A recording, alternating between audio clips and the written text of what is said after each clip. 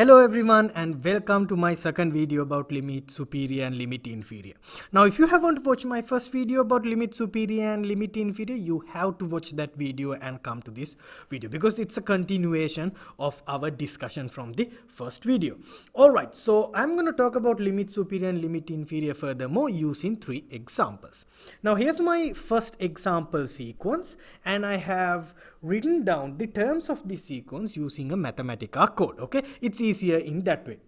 Now this is an alternating sequence. It's alternate between the signs, positive and negative. And if you look at the negative terms of this sequence, negative 0.14 to negative 0.33, then the negative terms are decreasing, right? Then negative 0.4, negative 0.5. So the negative terms are decreasing. How about the positive terms? Well, they are increasing 0.25 to 0.4, then 0.5. So the negative terms are increasing. Now the limit of this sequence, guess what? What's the limit of this sequence? The limit does not exist. This is a divergent sequence, okay? This is a bounded sequence, but it is divergent. Alright, now if I plot the terms of this sequence, this is how the plot gonna look like. These are the positive terms of the sequence, these are the negative terms of the sequence, okay? Right, now let's find the limit superior and limit inferior of this sequence. Now I'm not gonna go through that boring process that we did in the first video. I'm gonna straight out write the limit superior and limit inferior, okay? Because I taught you how to do that already. So the lim sup, let me just write lim sup, okay, to save time. Limit sup here is going to be 1, limit inferior is going to be negative 1. How did I find that? That's in the previous video, okay? I did an example in the previous video teaching you how to find these two guys. Alright, now here, what's the meaning of limit superior? In the last video, I said limit superior will tell you how large the tail of a sequence can be. Now the tail of the sequence, okay, here, they are definitely alternating between negative and positive values. But if you look at the positive values, they are gradually approaching to 1. They are bounded by 1, right? So limit superior is actually a bound for the tail of the sequence. 1 is the largest the tail of the sequence can be. And the limit inferior, it's the smallest, it's the lowest the tail of the sequence can be. Okay, limit inferior, which is negative 1. So here limit superior and limit inferior again telling you how large and how small the tail of the sequence can be. Now luckily for us, limit superior here, which is 1, is an upper bound for the tail of the sequence, and limit inferior is actually an lower bound for the tail of the sequence, okay, which is super nice, which is great. Now that doesn't need to be the case every time. I'm gonna do an example now where limit superior is not an upper bound for the tail of the sequence and limit inferior is not an lower bound for the tail of the sequence. So let's go to that example. Okay, here's my next example. This is also an alternating sequence, okay? It's between negative and positive signs. Now let's first write what's the limit of this sequence. Again, the limit does not exist. This is a divergent sequence, okay?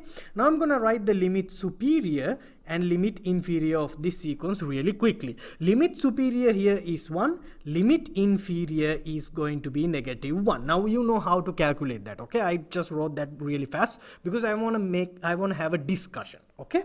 Right, now limit superior, let's mark that in this plot. Now this is the plot of the sequence, okay? So limit superior is here and limit inferior is here. Now look at this. Now let's first talk about limit superior, which is 1. Now it is not an upper bound for the tail of the sequence. If you look carefully, 1 is no longer, as you can see, an upper bound for the tail of the sequence. Okay, limit superior is below the terms of the tail of the sequence. Now you would think, well, what's going on here? Now here's the thing. As I said, limit superior will tell you how large the tail of the sequence can be. But to tell that, limit superior doesn't need to be an upper bound. I mean, the tail of the sequence is really close to 1, right? The good thing is, think about this. If you take 1 and add a really small number, this is going to be an upper bound for the tail of the sequence. 1 is not, but 1 plus something very small added to 1, that's an upper bound for the tail of the sequence. I mean, think about this. Okay, the terms are getting smaller and smaller. I mean, I should have mentioned that in the beginning. Like the positive terms of this sequence are 2.5, 1.75, 1.5, 1.3.375. They are getting smaller and smaller. Like, right, the positive terms seems to be like approaching to 1. Okay, actually the limit of the positive terms here are 1. Now the nice thing is, think about this. 1 plus 0.001 is an upper bound for the sum tail of the sequence. And that tail has to be really tiny and squished, right? You can find terms of the sequence that are smaller than 1 plus, smaller than 1.0001, right? Yeah, so still 1 is not an upper bound for the tail of the sequence, but the tail of the sequence, they are extremely close to 1. So the tail of the sequence, not the largest, but tail of the sequence is large as 1. Right? Okay, it doesn't need to be an upper bound. Same thing with limit inferior. Now look at the limit inferior. Limit inferior is not a lower bound for the tail of the sequence. Okay, it's -1. -1 is not a lower bound. Every term, not every term, but in all the negative terms of the sequence, they are actually smaller than -1, right? So what's going on here? Even though -1, limit inferior, is not a lower bound of the sequence, but the tail of the sequence is as smaller as -1, right? That means -1, okay, minus some small number will be a lower bound for the tail of the sequence. Okay, so really limit superior, that's the intuitive idea. Limit superior and limit inferior, what does it tell? Limit superior will tell you how large the tail of the sequence can be. But to tell that, limit superior doesn't need to be an upper bound. If it is an upper bound for the tail of the sequence, fine, just like our previous two examples. And limit inferior, it will tell you how small the tail of the sequence can be. Okay, to tell that, it doesn't need to be a lower bound. It can be close to a lower bound. Okay, so that's the intuitive idea of limit superior and limit inferior. The fascinating thing here is that this sequence is divergent. Limit does not exist, but limit superior, limit inferior exist. So here's a fact. Okay, in a bounded sequence, even though the sequence is divergent, limit superior and limit inferior will always exist as a real number. Okay, right, then what's left to discuss is about unbounded sequences and the limit superior and limit inferior of convergent sequences. Because throughout these two videos, I only talked about bounded divergent sequences. Okay, actually limit superior and limit inferior is really helpful, really useful in analyzing divergent sequences.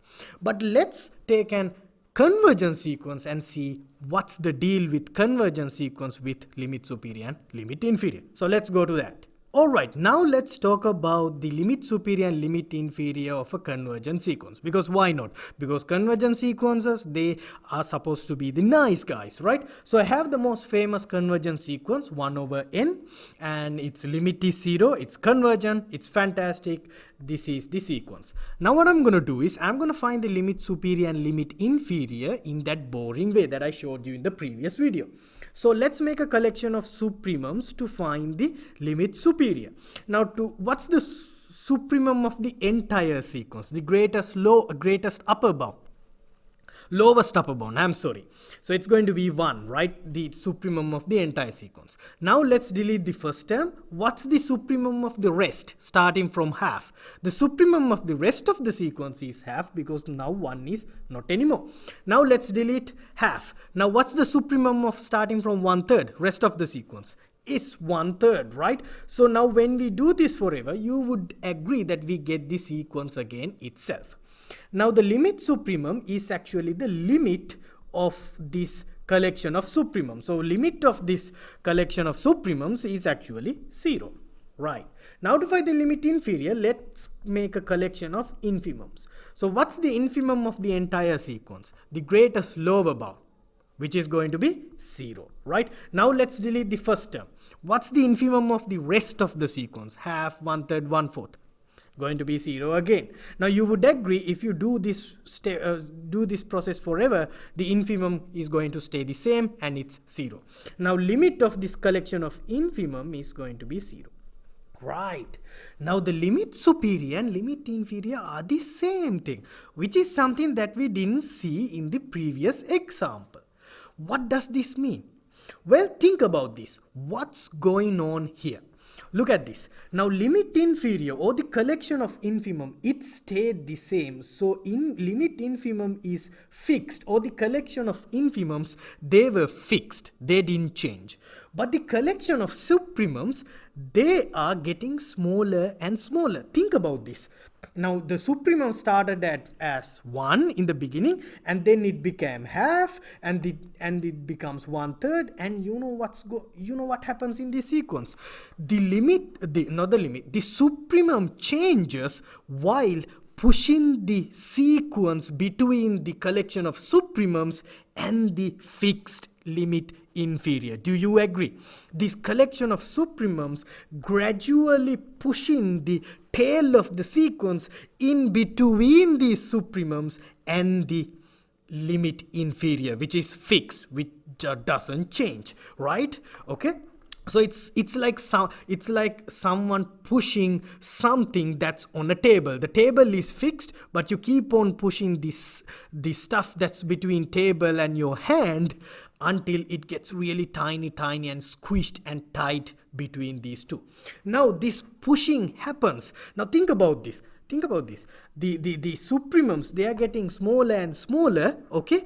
And what's going to happen at the end is that this collection of supremums, the limit of this collection of supremums is going to collapse into the fixed limit inferior, right? They are going to collapse. That's what has happened here. Both of them has collapsed. And think about this. And when they are collapsing, that tail of the sequence is in between them. So the tail of the sequence actually has to collapse into these two if the tail needs to be in between these two, right? Because limit superior and limit inferior will tell you how large the tail of the sequence can be. Limit inferior will tell you how small the tail of the sequence can be. Now if they are the same, the largest and the smallest are the same, so the tail is going to collapse to that number, which means the limit of the sequence is going to be same as the limit superior and limit inferior.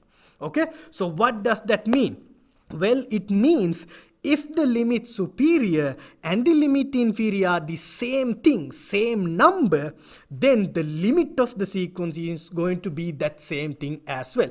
That means limit exists, okay, the sequence is convergent. Okay, alright, so that's what happens in convergent sequences. Now, think about it in the other way.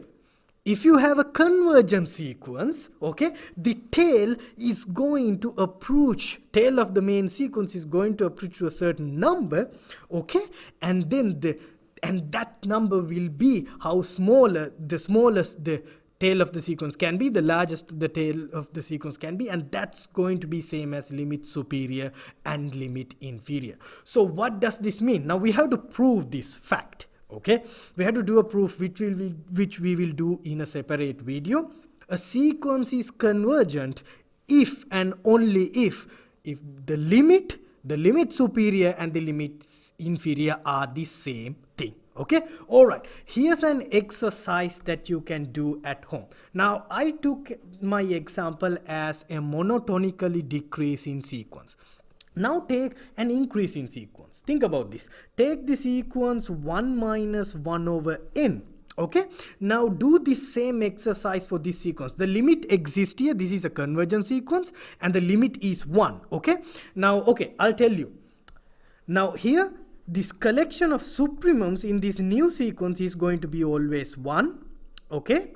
And the collection of infimum, well, they are going to actually gradually increase. So what's going to happen here is that the collection of lower bounds, they are going to collapse into the upper bound, okay, while pushing the tail of the sequence in between, okay, both of them are going to collapse into one. So the limit superior, limit inferior here is 1, and the limit of the sequence is 1. So all three are same, so it's a convergent sequence. Okay, so that's the intuitive idea of limit superior and limit inferior. So if you have a bounded divergent sequence, limit superior and limit inferior will tell you how large, limit superior will tell you how large the tail of the sequence can be, limit inferior will tell you how small the tail of the sequence can be. They don't need to be upper bounds and lower bounds to tell that, okay?